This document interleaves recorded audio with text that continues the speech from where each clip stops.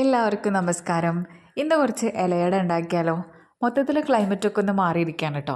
അത്യാവശ്യം മഴയൊക്കെ പെയ്തിട്ടുണ്ട്. അപ്പം മഴയാണെങ്കിലും അത്യാവശ്യം ചൂട് തന്നെയാണ് കേട്ടോ ഉള്ളത്.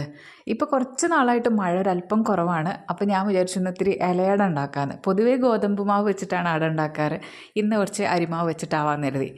അപ്പം അട ഉണ്ടാക്കുന്നതിൽ പുതുമ പ്രത്യേകിച്ച് ഒന്നും തന്നെ ഇല്ല. ഒന്നില്ലെങ്കിൽ അരിമാവിലുണ്ടാക്കും, അല്ലെങ്കിൽ ഗോതമ്പ് മാവിലുണ്ടാക്കും. അത്രമാത്രം തന്നെ ഉള്ളൂ അതിലുള്ള സ്പെഷ്യാലിറ്റി എന്ന് പറയുന്നത്.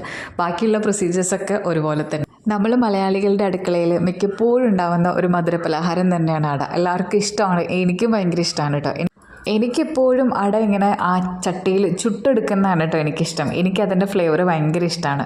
ആവിയിൽ വേവിച്ചെടുക്കുന്നതിനും ഒരു പ്രത്യേക ഫ്ലേവർ തന്നെയാണ്. എന്ത് പറഞ്ഞാലും അട എല്ലാവർക്കും ഒരു വീക്ക്നെസ്സാണ് സത്യം പറഞ്ഞാൽ, പ്രത്യേകിച്ച് മധുരം ഇഷ്ടമുള്ള ആൾക്കാർക്ക്. ഞാനെപ്പോഴും അട ഉണ്ടാക്കുമ്പോൾ ശർക്കരപ്പാനി ഉണ്ടാക്കി അത് അരിച്ച് മാറ്റിയെടുത്തിട്ട് പിന്നെ അതിനകത്ത് തേങ്ങയും കുറച്ച് ജീരകവും ഏലക്കാപ്പൊടി ഇട്ട് ഒന്ന് വിളയിച്ചെടുത്തതിന് ശേഷമാണ് കേട്ടോ ഞാനെപ്പോഴും അട ഉണ്ടാക്കിയെടുക്കാറ്. അതിനൊരു പ്രത്യേക ടേസ്റ്റ് തന്നെയാണ് കേട്ടോ. എനിക്കെപ്പോഴും ശർക്കര അങ്ങനെ ചീകി ഇടുന്നതിനോട് അത്ര വലിയ താല്പര്യമില്ല. പ്രത്യേകിച്ച് കല്ലും മണ്ണൊക്കെ ഉണ്ടാവും എന്നുള്ളൊരു പേടി കാരണം കൊണ്ടാണ് അങ്ങനെ ചെയ്യുന്നത്. ഇന്ന് ആമിക്കുട്ടിയുടെ അഭ്യർത്ഥന മാനിച്ചിട്ടാണ് കേട്ടോ ഞാൻ അട ഉണ്ടാക്കിയത്. അവളിന്ന് സ്കൂളിൽ നിന്ന് ഒരല്പം നേരത്തെ വന്നു. അപ്പം മുതൽ എന്നോട് പറയണം, അമ്മ എനിക്കിത്തിരി മധുരമായിട്ട് എന്തെങ്കിലും ഒരു സ്നാക്ക് ഉണ്ടാക്കി തരണേ എന്ന്. അപ്പം ഞാൻ പിന്നെ വേറെ ഒന്നും ആലോചിച്ചില്ല. കുറച്ച് ഇല മുറിച്ചുകൊണ്ട് വന്നിട്ട് അട തന്നെ ആവാമെന്ന് വിചാരിച്ചു. അവർക്കും അത് ഇഷ്ടമാണ്. ഈ മഴയത്ത് ചെറു ചൂടിലുള്ള ഈ അട കഴിക്കാനൊരു പ്രത്യേക ടേസ്റ്റുമാണ്. പിന്നെ ഹസ്ബൻഡും കൂടെ ഉള്ള കാരണം കൊണ്ട് ഞങ്ങളെല്ലാവരും കൂടി ഉണ്ടാകുമ്പോൾ അതൊരു പ്രത്യേക വൈബ് തന്നെയാണ് കേട്ടോ.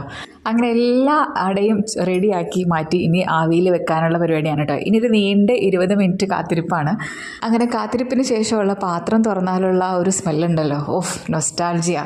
സത്യം പറഞ്ഞാൽ ചില ഓർമ്മകളൊക്കെ, പഴയ ഓർമ്മകളൊക്കെ നമ്മുടെ മനസ്സിലേക്ക് ഓടി വരാറുണ്ട് കേട്ടോ ഇങ്ങനെയുള്ള ചില സന്ദർഭങ്ങളിൽ.